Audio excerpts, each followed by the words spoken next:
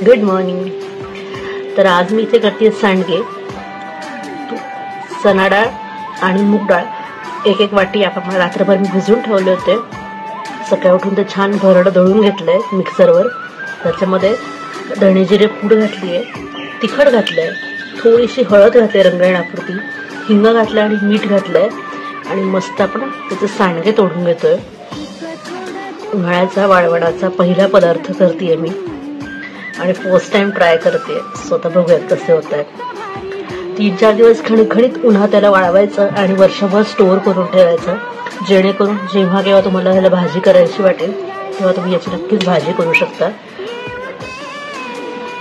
मस्त लागतात आणि कोणत्याही शुभ कार्याची सुरुवात ही सांडगे तोडूनच करतात, अशी प्रथा आहे।